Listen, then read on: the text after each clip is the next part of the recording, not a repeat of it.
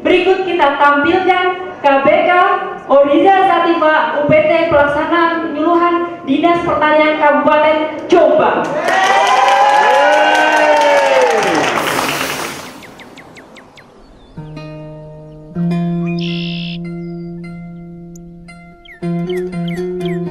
Di suatu desa, terdapat hamparan sawah dengan tanaman jagung yang menguning karena kurang sehat. Pemilik sawah sudah resah dengan kondisi ini.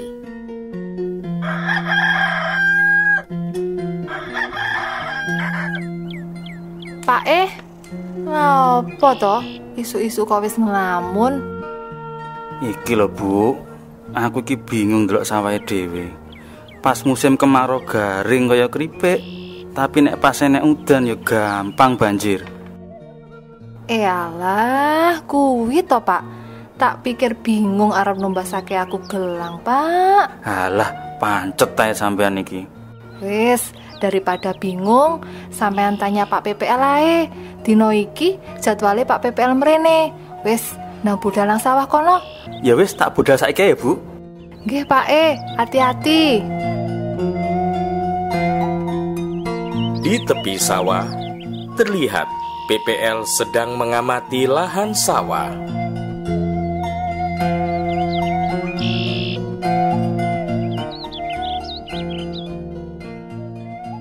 Walah, lah kok garing keringking ini? Apa yang metu hasilnya iki kok? Cek golekane Pak Sidi. Pak PPL. Alhamdulillah, iki jenis pucuk dicinta ulam tiba. Pripun Pak Sidi kabare? Walah, hajur Pak. Sawah kula niki lho nek wayah ketiga ngeten iki garing, tapi engko nek wayah udan banjir. Lah niku monggo jenengan tingali monggo. Pak PPL. Tos pundi niki solusine? Sawah kula garing pados toya wewet. Mboten panen niki kula Pak. Rugi Pak. Oleh saya tok Pak. Sabar. Monggo sakniki ngobrole ten gubuk mawon. Monggo sareng-sareng ngrika. Pak iki lho HP-ne sampean keri. Oh iya Bu, lali aku. Arep ning ndi to Pak? Aku melu. Monggo Bu, monggo. Pak, pripun ya Pak? Kula niki ya rendengan riyin banjir. Mboten hasil. Sakniki ketiga garing mrimping. Nah, langke mboten wonten hasile malih niki. Ngeten, menurut critane jenengan sami, saged kula damel kesimpulan ngeten, Pak. Sabine jenengan niki kekurangan bahan organik. Bahan organik? Napa sih Pak niku, Pak? Nek contone niku nggih bokasi nika, pupuk kandang, pupuk kompos. Niku sing fungsine niku saged membantu memperbaiki kesuburan tanah. Maksudnya pripun Pak PPL?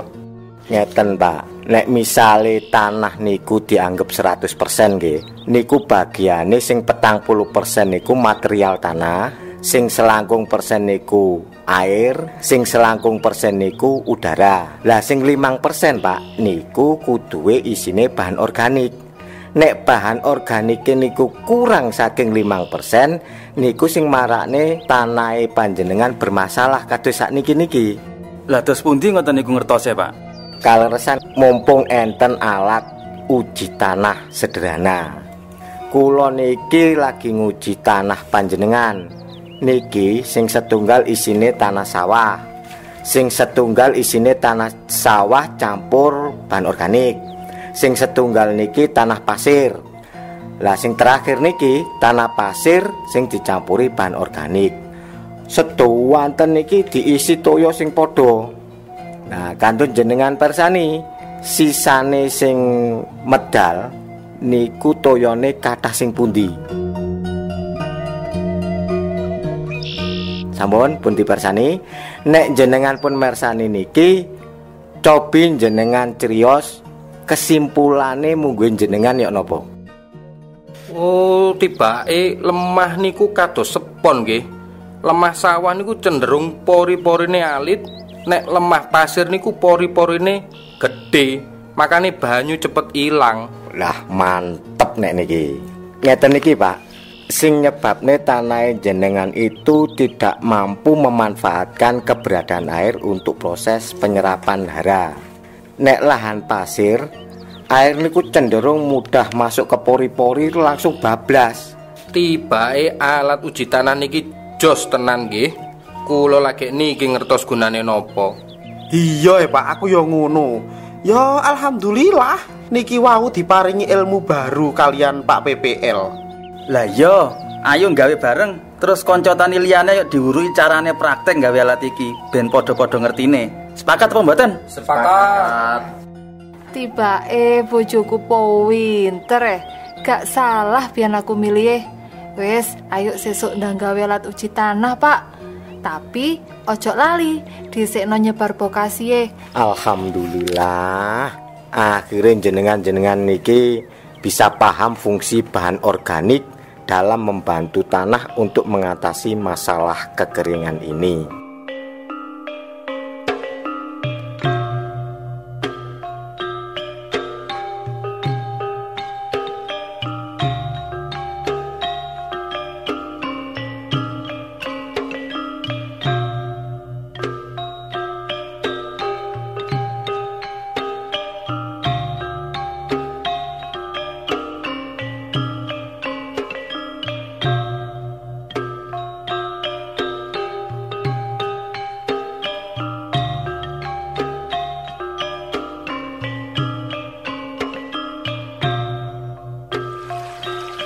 Empat bulan kemudian, tibalah pada musim penghujan.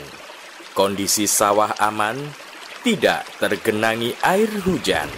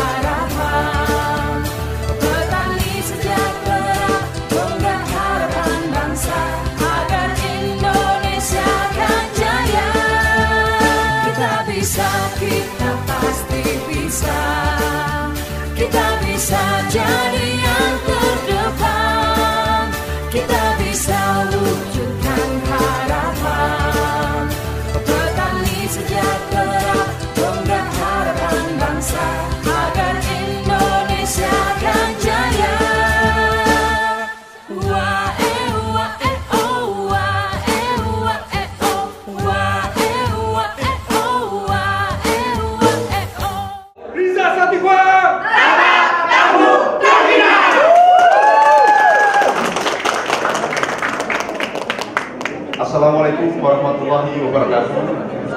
Yang saya hormati Bapak Dua Juri serta hadirin yang berbahagia. Terima kasih. Perkenalkan diri, kami dari KBK Oriza Sativa, UPT Pelaksana Penyuluhan Pertanian, Dinas Pertanian Kabupaten Jombang. Perkenalkan, saya sendiri Rudi Prono SP selaku ketua, dibantu Mbak Nuning selaku sekretaris, Mbak Papa sebagai anggota, dan Mbak Ike serta Mas Bisri sebagai anggota. Kami memiliki misi pelita petani, pemberian layanan intensif terukur akurat bagi petani, pelaku ekonomi yang agung negara Indonesia. Kami punya 3 misi. Yang pertama adalah meningkatkan pengetahuan petani, yang kedua meningkatkan keterampilan petani, dan yang ketiga meningkatkan tingkat adopsi teknologi pertanian tempat tinggal. Dari survei yang kami lakukan, Bapak Ibu sekalian, dari 140 responden, ada 39 yang tertinggi di sini adalah mengeluhkan tentang kekeringan. Saya kira permasalahan ini tidak hanya di Jombang, tapi merata di seluruh Indonesia. Seperti ini diagram Pareto yang kita temukan. Ternyata kami telisik lagi, kenapa sih sampai terjadi sebut? Dari 21 frekuensi ini, ternyata petani itu tidak tahu tentang permasalahan tarif mereka. Kami di sini tidak ada pawang hujan, tetapi kita punya kompetensi untuk memecahkan permasalahan petani di bidang kami. Untuk itu kami menentukan tema menurunkan keluhan penanganan kekeringan di Desa Bangsri, Kecamatan Pandan, Kabupaten Jombang. Dan judul yang kami angkat kali ini adalah menurunkan keluhan penanganan lahan kekeringan sebesar 80% dalam waktu 4 bulan melalui penyuluhan menggunakan perangkat uji fisik tanah seperti di atas di depan ini di Desa Bangsri, Kecamatan Pelandaan, Kabupaten Jombang, periode Maret sampai dengan Juni 2019. Inisial goal setelah kami hitung adalah 80,90%. Kita juga melakukan analisa QCD BSN. Titik rawannya adalah terancamnya peningkatan produksi pertanian, dan ini merupakan ancaman terbesar bagi Dinas Pertanian. Mungkin selanjutnya diteruskan oleh rekan. Terima kasih. Langkah kedua, analisa penyebab. Ada 5 faktor: manusia, material, metode, mesin, dan lingkungan. Di diagram tulang ikan, manusia kurang peduli terhadap kondisi lahan.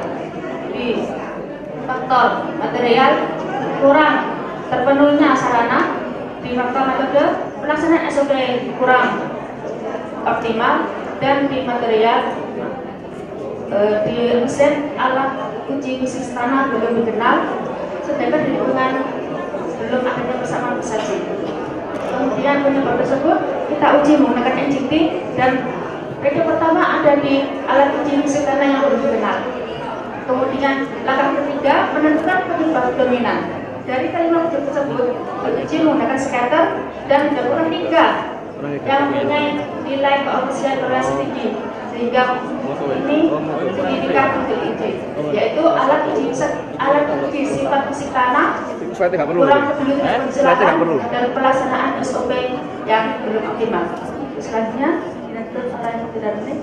terima kasih Saudara Papa. Dan selanjutnya adalah langkah keempat. Langkah keempat kita melaksanakan perencanaan kegiatan di mana ada masalah bahwa belum diketahuinya tentang alat uji tanah. Yang selanjutnya kita akan melakukan pengenalan alat uji tersebut melalui penyuluhan dengan target sebesar 75%. Dan kemudian ada masalah terkait dengan pemahaman petani yang kurang terhadap kondisi lahan. Kita akan melakukan kegiatan pelatihan dengan target sebesar 75%. Dan selanjutnya adalah pelaksanaan SOP yang kurang optimal. Kita akan melakukan pengawalan dalam SOP tersebut dengan target sebesar 100%. Dari hal itu semua kita akan menentukan intermediate goal sebanyak 83,33%. Selanjutnya adalah dokumentasi dari pelaksanaan kegiatan yang sudah kita laksanakan. Yang pertama itu adalah kegiatan penyuluhan terkait alat uji tanah sederhana. Selanjutnya adalah terkait dengan pelatihan pembuatan lokasi dan sebagainya.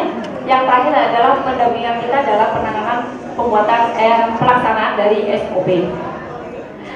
Dan selanjutnya adalah langkah kelima. Langkah kelima kita melaksanakan perbaikan dari masalah yang pertama, dari alat uji tanah yang belum dikenal. Kemudian kita mengenalkan melalui kegiatan penyuluhan alat uji sederhana tersebut.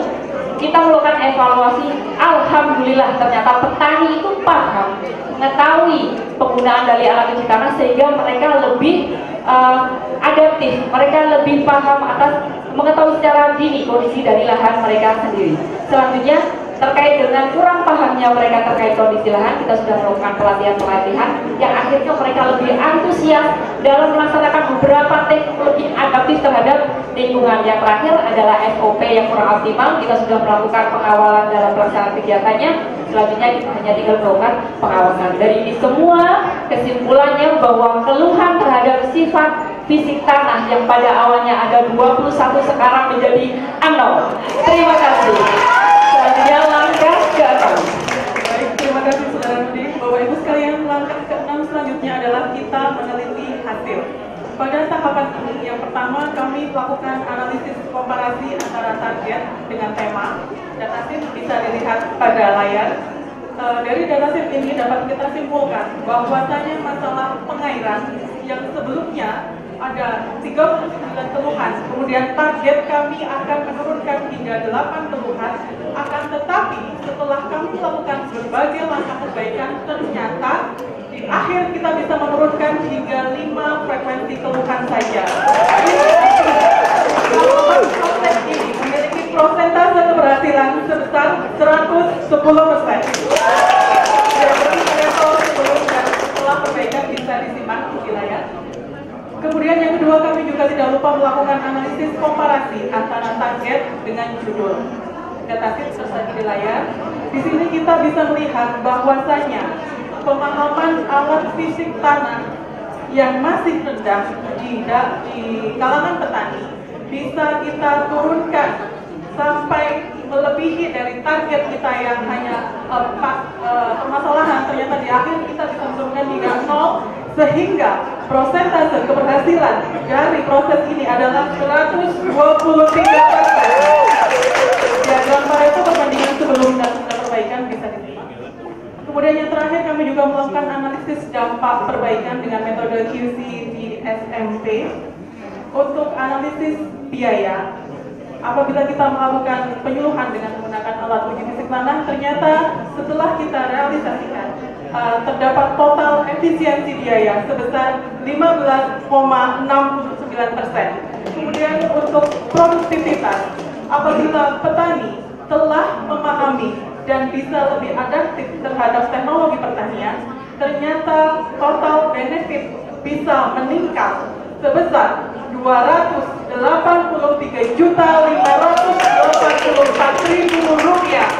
Sedangkan untuk analisis benefit non finansial, kita juga melihat bahwasanya setelah teknologi ini diterapkan, pola tata tanam padi khususnya di Desa Bangsri bisa meningkat hingga angka 78%. Untuk langkah selanjutnya akan dijelaskan oleh rekan kami.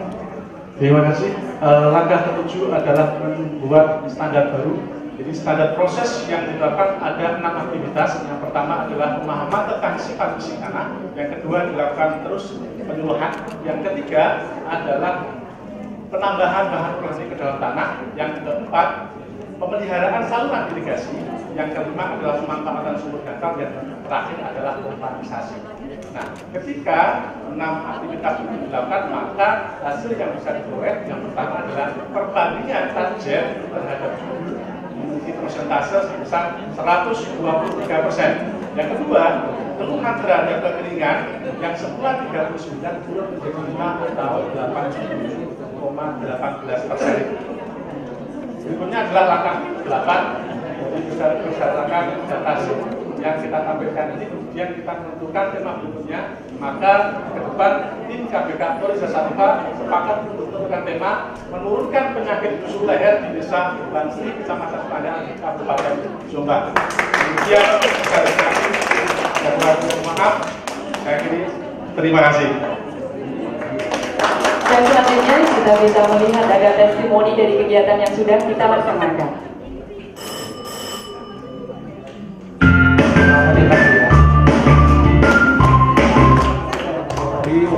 Nama saya Siti dari kelompok Potang Jahit. Dengan adanya kelompok budaya kerja saya menjadi mengerti lebih tentang pentingnya pembelian bahan organik pada Nama saya Kristiana dari Kota Jawa. Dengan adanya kegiatan KBK, saya mengetahui bahwa tanah sawah di daerah saya saat musim hujan sudah banjir dan saat kemarau sangat kering karena kekurangan air. Dengan kegiatan KBK Original Sativa, saya lebih mengetahui dan lebih paham bahwa pentingnya bahan organik di tanah sawah.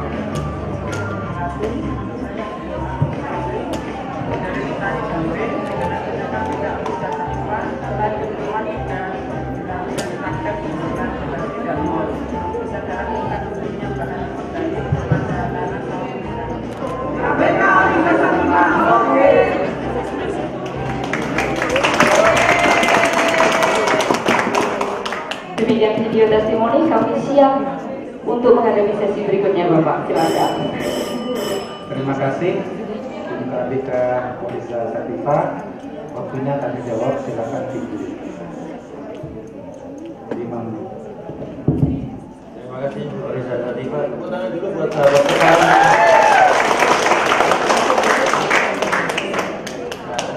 Kebetulan saya di bidang di sini. Saya apresiasi sekali karena meningkatkan wawasan petani terhadap apa yang dilakukan ternyata nggak mudah bagi kita supaya produktivitas tani meningkat. Juga yang kami lakukan di desa. Nah, yang ingin saya tanyakan, saya nggak banyak komentar. Meskipun tadi kita diskusi memang secara administrasi ini termasuk yang di atas rata-rata kelengkapan. Tapi yang masih ada kekurangan. Tapi yang masih ada kekurangan. Tadi sudah ketemu banyak beberapa kekurangan, cuma nggak akan kita bahas di sini karena nanti waktunya lebih besar. Kami hanya ingin memastikan bahwa apa yang Bapak Ibu lakukan ini bisa bermanfaat dan besar. Pertanyaan saya, ini per hari ini sudah dilakukan di Bangsri saja atau sudah berkembang ke desa kanan kirinya Bangsri? Sementara ini masih di Bangsri, Pak. Ini sudah, tetapi beberapa masih belum kita kontrol. Nanti beberapa informasi yang masuk sudah ada yang mulai belajar ke sana, mengkonfirmasi apa benar sih, sudah mulai ada kunjungan ke sana, Pak. Yang ngajari desa sebelah itu dari PPL atau dari petani-petani kota di Bangsri yang ngajari desa sebelah atau dari dinas? Untuk kegiatan sebenarnya sudah dilaksanakan dalam pelaksanaan di daerah Bangsri dan usulannya itu ada kepada daerah-daerah yang lain dan itu ada macam-macam, ada dari teman-teman dari Pilihan sendiri yang sudah membantu untuk menginformasikan dan memang juga ada beberapa petani dan malah sudah ada kegiatan semacam antar desa yang belajar kami suka dengan alat uji tanah tersebut. Oke. Baik, ini saya pastikan alat ini hanya untuk karakteristik fisik ya Pak ya? Betul. Karakteristik fisik tanahnya, bukan. Nanti kalau Bapak dengan darah bisa mobilitas yang kalau sudah punya alat kepada kebetulan bahwa yang bisa kami di sana bawa. Di analisa biaya tadi disebutkan biaya sosialisasi itu membuat biaya sosialisasi sosialisasinya dikurangi atau konsumsinya dikurangi ya, atau malah dari 3,2 jadi 2,6, apa yang bikin itu turun?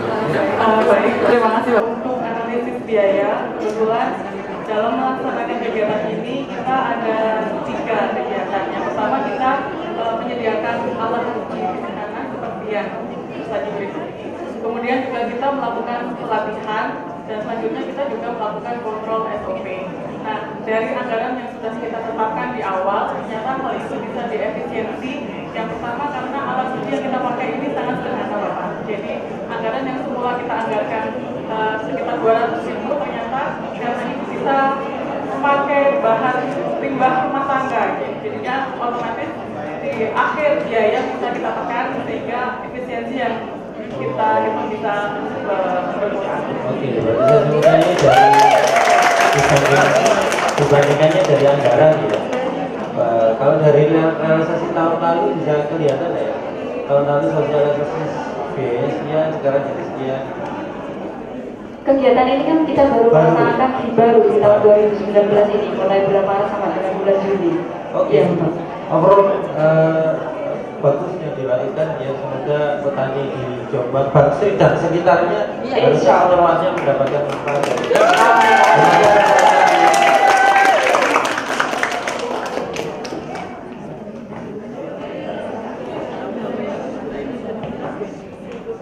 Terima kasih, pertanyaan cukup.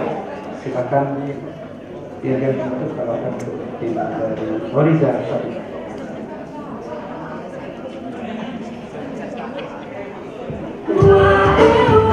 Terima kasih atas perhatian dan atensi dari rekan-rekan yang hadir di sini. Terima kasih dan selamat berjumpa kembali dalam acara Tamin Ofizat Tanimwa berikutnya.